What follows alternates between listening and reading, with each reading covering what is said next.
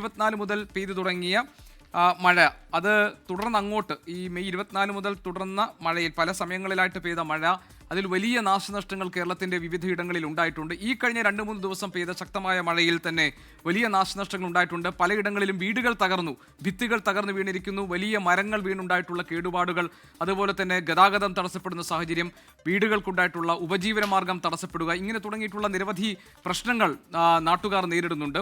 തദ്ദേശ സ്വയംഭരണ സ്ഥാപനങ്ങളാണ് ഇവരുടെ നാശനഷ്ടങ്ങൾ കണക്കാക്കി ഇവർക്ക് വേണ്ട ധനസഹായം വിതരണം ചെയ്യേണ്ടത്.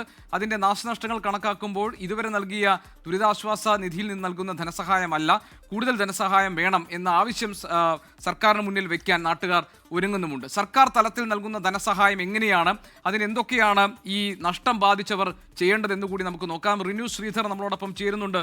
റിനു, അതിശക്തമായ കാറ്റിലും മഴയിലും വലിയ നാശനഷ്ടങ്ങൾ അനുഭവിക്കുന്നുണ്ട് കേരളത്തിൽ.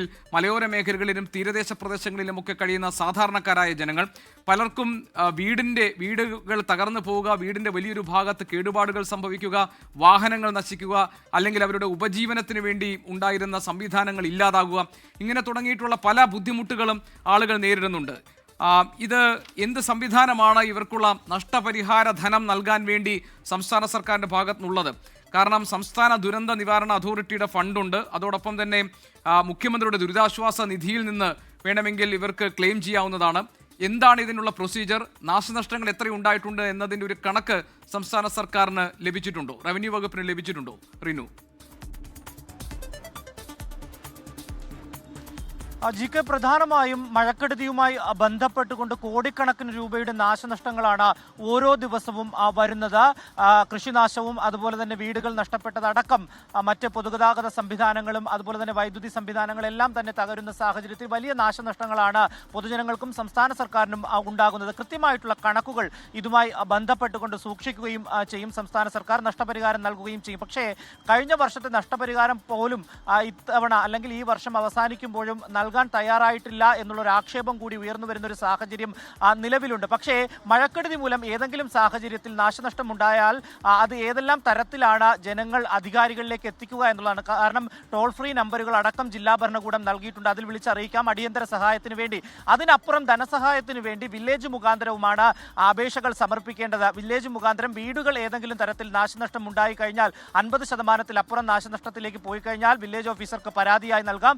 ഈ പരാതിയുടെ അടിസ്ഥാനത്തിൽ വില്ലേജ് ഓഫീസർ എത്തി പരിശോധിച്ചതിന് ശേഷം പഞ്ചായത്ത് തലത്തിൽ ഈ AEയോട് റിപ്പോർട്ട് ആവശ്യപ്പെടും, അല്ലെങ്കിൽ ഈ റിപ്പോർട്ട് നൽകിയതിനു ശേഷം അതിന്റെ എസ്റ്റിമേറ്റ് തയ്യാറാക്കി നൽകുവാൻ വേണ്ടി ആവശ്യപ്പെടുകയും തുടർന്ന് ബ്ലോക്ക് പഞ്ചായത്തിലോ അല്ലെങ്കിൽ ജില്ലാ ഭരണകൂടത്തിലോ ഇതുമായി ബന്ധപ്പെട്ട്, അതായത് ഓരോ എത്ര ശതമാനമാണ് നാശനഷ്ടം ഉണ്ടായത് അതനുസരിച്ച് ഓരോ തരത്തിലാണ് ഈ റിപ്പോർട്ടുകൾ സമർപ്പിക്കേണ്ടത്, ബ്ലോക്ക് പഞ്ചായത്തിലും അതുപോലെ തന്നെ ജില്ലാ ഭരണകൂടത്തിലടക്കം. ഈ ജില്ലാ ഭരണകൂടമാണ് സ്വാഭാവികമായും ഈ ധനസഹായം ഉൾപ്പെടെ നൽകേണ്ടത്. പക്ഷേ കഴിഞ്ഞ വർഷത്തെ ധനസഹായം പോലും നൽകിയിട്ടില്ല എന്നുള്ളൊരു ആക്ഷേപം നിലനിൽക്കുന്നുണ്ട്. കൃഷി വകുപ്പാണ് കാർഷിക വിളകൾ നാശനഷ്ടവുമായി ബന്ധപ്പെട്ടുകൊണ്ടുള്ള കണക്കെടുക്കുകയും കൃഷി വകുപ്പാണ് നഷ്ടപരിഹാരം നൽകുകയും ചെയ്യേണ്ടത്. കാർഷിക വകുപ്പും അല്ലെങ്കിൽ കൃഷി വകുപ്പും നിലവിൽ കഴിഞ്ഞ വർഷത്തെ അടക്കം നഷ്ടപരിഹാരങ്ങൾ നൽകാനുണ്ട് എന്നുള്ള ആക്ഷേപം നിലവിൽ ഉയരുന്ന പലതരത്തിലുള്ള സാമ്പത്തിക പ്രയാസങ്ങളാണ് സാധാരണ നിലയിൽ സർക്കാരിന്റെ ഇത്തരത്തിലുള്ള സാമ്പത്തിക അല്ലെങ്കിൽ ധന ഇടപാടുകൾക്ക് തടസ്സം നേരിടുന്ന ഒരു പ്രധാനപ്പെട്ട കാരണമായി പറയുന്നത്. പക്ഷേ ഇവിടെ നമുക്ക് സംസ്ഥാന ദുരന്ത നിവാരണ അതോറിറ്റിയുടെ ഫണ്ടുണ്ട്, അതായത് disaster response fund, state disaster response ഫണ്ടുണ്ട്, അതുപോലെ തന്നെ നാഷണൽ ഡിസാസ്റ്റർ റെസ്പോൺസ് ഫണ്ടുണ്ട്, പിന്നെ മുഖ്യമന്ത്രിയുടെ ദുരിതാശ്വാസ നിധിയുണ്ട്. അപ്പോൾ ഇപ്പോൾ നേരത്തെ പറഞ്ഞതുപോലെ തന്നെ ആളുകൾക്ക് അവരുടെ വീടുകൾ തകർന്നൊക്കെ ഉണ്ടായിട്ടുള്ള പ്രശ്നങ്ങൾക്ക് നേരിട്ട് തദ്ദേശ സ്വയംഭരണ സ്ഥാപനങ്ങളിൽ അവർ പരാതിപ്പെടുകയും അപേക്ഷ നൽകുകയും പിന്നെ അതിൻ്റെ ഒരു കണക്കെടുപ്പ് നടത്തിയ ശേഷം അവർക്ക് വേണ്ട സഹായ ധനം വിതരണം ചെയ്യുകയും, ഇതാണല്ലോ അതിൻ്റെ ഒരു പ്രൊസീജിയർ. ഇത് തടസ്സപ്പെടുകയാണോ നിരന്തരമായി? ഇപ്പോൾ കഴിഞ്ഞ വർഷത്തെ കണക്കൊക്കെ പറയുമ്പോൾ ഇപ്പോഴും ഈ സഹായധനം നൽകിയിട്ടില്ല എന്ന പരാതിയാണോ നാട്ടുകാർക്കുള്ളത്? അങ്ങനെയാണെങ്കിൽ ഈ പ്രശ്നത്തിന് എന്താണ് ഒരു പരിഹാരം?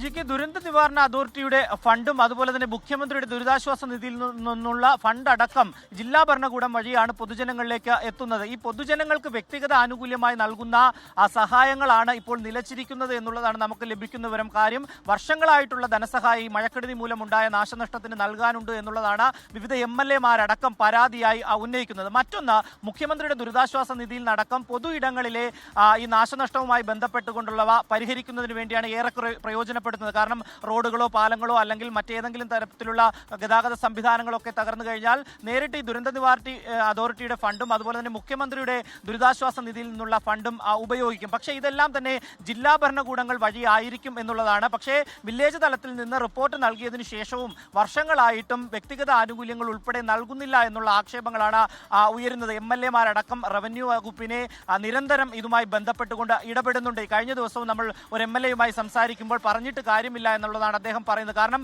വർഷങ്ങളായി ഇതുമായി ബന്ധപ്പെട്ടുകൊണ്ട് കയറി ഇറങ്ങിയിട്ടും ഫണ്ട് നൽകുന്നില്ല എന്നുള്ളതാണ്. പക്ഷേ സർക്കാർ തലത്തിൽ നിന്ന് പറയുന്നത് അതിൻ്റെ നൂലാമാലകൾ വിവിധ ഘട്ടങ്ങളായി കടന്നു വരേണ്ടതായിട്ടുണ്ട്, വിവിധ ഫയലുകളായി അത് മാറ്റേണ്ടതുണ്ട്. അത്തരത്തിലുള്ള ചില നടപടിക്രമങ്ങളാണ് ഇതിന് കാലതാമസം ഉണ്ടാകുന്നത് എന്നുള്ളതാണ്. ഒരു വീട് സാധാരണഗതിയിൽ മരം വീണ് ഒരു വീടിന്റെ വശമോ അല്ലെങ്കിൽ മറ്റേതെങ്കിലും തരത്തിലുള്ള ചെറിയ നാശനഷ്ടമോ ആണെങ്കിൽ ഒരു കാരണവശാലും ഇതിൽ ഒരു ആനുകൂല്യം ലഭിക്കില്ല. വീടിന്റെ 50% കൂടുതൽ നാശനഷ്ടം സംഭവിച്ചെങ്കിൽ മാത്രമേ വില്ലേജിൽ പരാതി നൽകുകയും തുടർന്ന് വില്ലേജ് ഓഫീസർ നേരിട്ടെത്തി അത് പരിശോധിക്കുകയും ചെയ്യുകയുള്ളൂ. കൃഷി ആണെങ്കിൽ കൃഷി ഓഫീസർ. ഇടുക്കിയിലാണ് ഏറ്റവും അധികം, ഏകദേശം 4 കോടി രൂപയുടെ കൃഷിനാശം ഇതിനോടകം തന്നെ വന്നു എന്നുള്ളതാണ് നമുക്ക് ലഭിക്കുന്ന വിവരം. കഴിഞ്ഞ വർഷത്തെ കൃഷിനാശത്തിനുള്ള കാശ് പോലും അല്ലെങ്കിൽ പണം പോലും ഇതുവരെയും ലഭ്യമായിട്ടില്ല എന്നുള്ളതാണ്. ഓരോ കർഷകർക്കും, കാരണം ഈ ഇടുക്കി മേഖലകളിലടക്കം കർഷകരുടെ കാര്യം നോക്കിക്കഴിഞ്ഞാൽ അവരുടെ ഉപജീവന മാർഗം കൂടിയാണത്.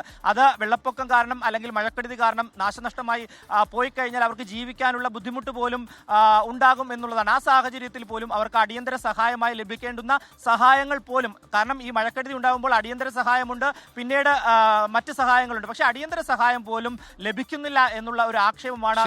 ഏതായാലും ജനങ്ങൾക്ക് ഈ തരത്തിലുള്ള പലതരത്തിലുള്ള പരാതികളുണ്ട്, അവർക്ക് ആശങ്കയുണ്ട്. അവരുടെ പ്രശ്നങ്ങൾ ആരാണ് കേൾക്കാൻ പോകുന്നത്, എന്താണ് പരിഹാരം എന്ന കാര്യത്തിലുള്ള അവ്യക്തതയും നിലനിൽക്കുന്നുണ്ട്.